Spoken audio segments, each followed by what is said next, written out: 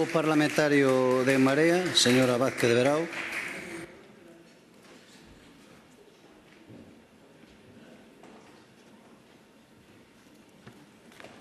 Grazas. Bo día ou boa tarde, señor conselleiro. Mire, eu agradezolle unha cousa nesta comparecencia, a diferencia de outras, que recoñeceu que a crise xerou, anotei exactamente, a crise xerou maiores desigualdades sociais. Coincidimos. O que igual non coincidimos é na diagnose de por qué. Non vou xa a desgranar os datos que xa foron aquí expostos. Tampouco faría falta que llo dixésemos os grupos da oposición, porque a propia Comisión Europea no seu informe sobre a economía do Estado español sinala que a pobreza, a exclusión social e a desigualdade se consolidaron e isto aínda empeorou en Galiza. Por certo, un dato relevante si lle vou a mencionar, que a perda de poboación activa entre a mocidade, eso non se recupera con programas que son subvencionar a emigración, eso recupérase con políticas reais de emprego para a xente moza.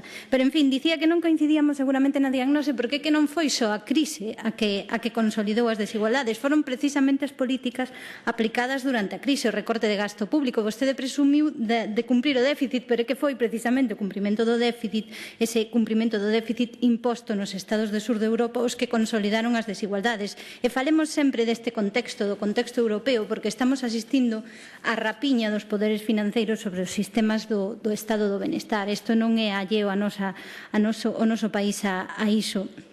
Quería tamén sinalar que ese recorte, esa caída do gasto público, ese quitarlle recursos aos modelos de protección social, que nin sequera chegan como modelos de protección social, o que fai é recaer esas funcións nas familias, nesas familias que quere potenciar e coidar, precisamente, especialmente nas mulleres, que son quen máis se ocupan dos coidados, e tamén fan recaer a caída dese modelo, faino recaer sobre un persoal cada vez máis estresado e saturado. En fin, para nós non só fan falta sistemas públicos de protección social, senón tamén outras políticas que non afonden no empobrecemento. Pero indo a estes sistemas públicos de protección social, o que fai falta é financialos ben. Vostede referiuse ao financiamento autonómico e sinalou como unha oportunidade que nós teñamos unha taxa de avellentamento superior á media estatal e que teñamos unha dispersión poboacional. Eso, vostedes que ven como oportunidade, nós non entendemos que sexa así como se debe abordar o financiamento autonómico, que precisamos é precisamente un financiamento adecuado, un marco político que nos permite implementar programas públicos destinados a corrixir estas situacións, a corrixir o avellentamento, a corrixir o desequilibrio territorial, non a corrixir a dispersión poboacional, porque o noso país é así, pero a este respecto o que sí compre é unha ordenación territorial, ese desenvolvemento dos servizos sociais comunitarios que son básicos para a prestación da protección social, ten que facerse adecuado á realidade do país, e aí nós estamos a prol de que se desenvolva o Estatuto de Autonomía respecto da comarcalización. Non pode deseñarse unha rede de servizos sociais comunitarios sen ter en conta as características de Galicia. Falando de servizos sociais comunitarios, presúmese de servizos sociais comunitarios cando a realidade, agardo que a coñeza, a realidade é que hai unha sobresaturación de traballadores e traballadoras por esa precisamente burocratización que lle chamamos nós burocratización da pobreza, xa o sinalou, a excesiva atención a situacións de resolver cuestións administrativas. Eso que está sucedendo cos traballadores e educadoras sociais deste país.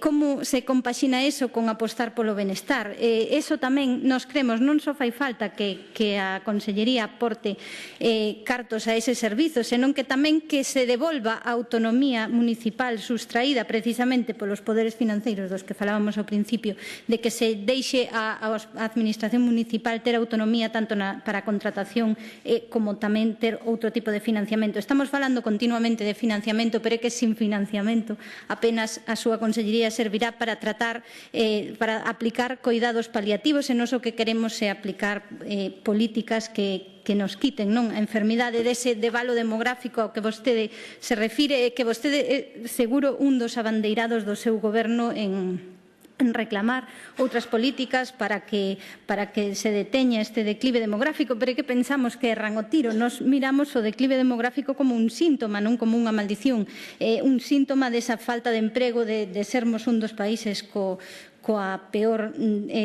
taxa no que respecta ao emprego precario de toda a Unión Europea.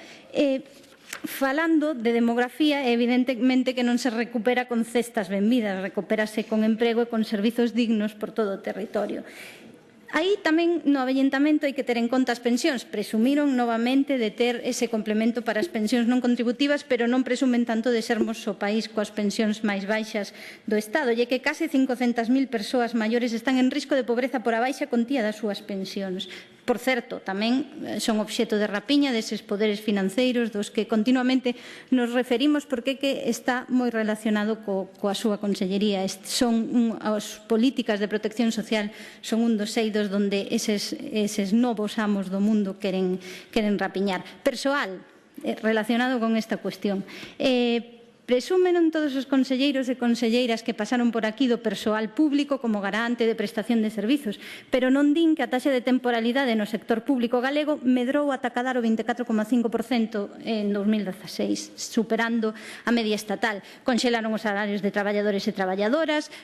Por certo, tamén, presumindo de conciliación, no persoal temporal dos centros da súa consellería non se lle permitiu ás traballadoras interinas permutar postos de traballo, como si facían o persoal fixo, co cal aumentáronse 3 horas en moitos casos a xornada laboral, polo tanto, conciliación laboral aí pois moi pouca. Lembrolle ademais que a precariedade laboral no sector público é igual á precariedade dos servizos públicos e así ten aumentado a taxa de accidentes laborais.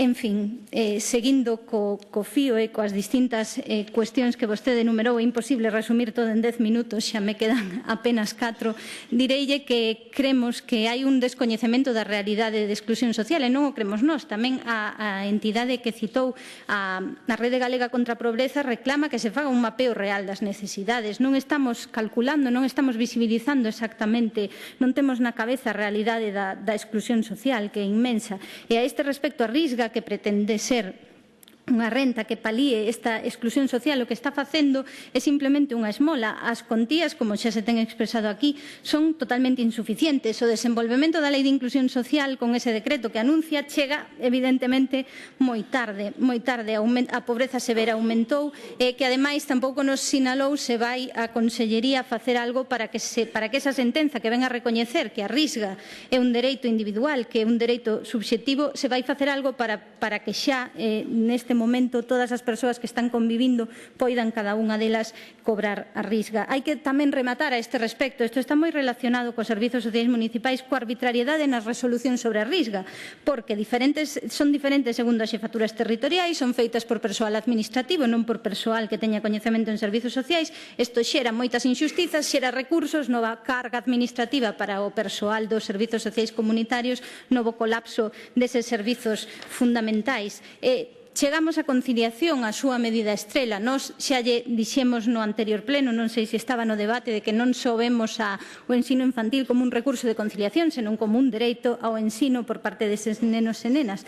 Pero falábamos naquel debate das casas niño. Eu pregunto por que presumen dese sistema cando a día hoxe, penso que 7 de marzo, están as persoas que sustentan casas niños sen cobrar os meses de xaneiro e febreiro. Vostede dese conta da realidade desas 30 persoas que dixo que tiñan casas niño, a maioría mulleres e moitas delas mozas, nas vésperas do 8 de marzo, teñen que, para poder afrontar eses gastos que siguen correndo, aínda que a Consellería non lles pague, sigue correndo o gasto de alugueiro, o gasto de material, o gasto de pagar a cuota de autónomas, siguen correndo, sen embargo, para poder soster ese servizo teñen que botar man do seu entorno familiar. Isto non é emancipación, non é fomento do emprego do rural. Esa medida estrela está pendente de revisión, está pendente de que teñan uns criterios claros para saber os propios traballadores e traballadoras da Consellería para saber que teñen que facer. É dicir, Casas Niño, agora comprendo por que esa proposición non de lei do PP para que lles instaba a consolidar este recurso. Hai moito por onde mellorar. Ben, rede de recursos públicos de calidade son fundamentais. Hai que Vostede presumiu de ampliar residencias. Galicia é a cuarta comunidade do Estado cunha menor porcentaxe de prazas públicas sobre o total. Isto implica tamén máis concertos con entidades privadas e concertos con entidades que explotan o persoal. Xa sabemos o que significa persoal explotado non só para as propias traballadoras e traballadores, senón para o servizo. É unha rede pública, por certo, que hai que manter en boas condicións e evitar a continua ausencia de materiais básicos de traballo. Unha constante cos traballadores e traballadoras tanto da sanidade como dos servizos sociais que che din que hasta lles faltan cueiros, non? En fin, xa non falamos da dependencia, xa foi suficientemente tratado, da falta de conexión de saúde mental e servizos sociais. Está clara a relación entre pobreza, trastornos de comportamento, exclusión social e suicidio, unha taxa que en Galicia xa elevada aumentou durante a crise. Necesítanse programas integrais de atención e prevención e necesítase desenvolver o Plan Estratégico de Saúde Mental. E remato sinalándolle esas realidades esquecidas das que apenas tivo ou non tivo referencia na súa intervención. Prostitución. Por que non adica unha palabra ás persoas, maioritariamente mulleres, que exercen a prostitución e desexan sair desta situación? Que previsións e axudas, que campañas de sensibilización? O pobo romaní, ao que se referiu, sigue pendente a súa integración. A diversidade funcional. A taxa de desemprego é máis do 36%. É moi superior á media da Unión Europea. Non están funcionando as actividades de inclusión. As prisións. Séguesenos denegando ás deputadas e deputados que solicitamos acceder ás prisións. E que van facer para reclamar as competencias en saúde penitenciaria, que mentras non o fagan, pois seguirase vulnerando dereitos sanitarios das persoas presas en cárceres galegas. E finalmente, pois a acollida de refuxiados non chega con dicir que se colabora coa Cruz Vermella. Hai que ter un plan de acollida para esas persoas que nas fronteiras desa Europa que lles aplicou estas políticas que lles obrigan a recortar están pois sendo desatendidas, mesmo mortas. Gracias, señora Vázquez de Verao.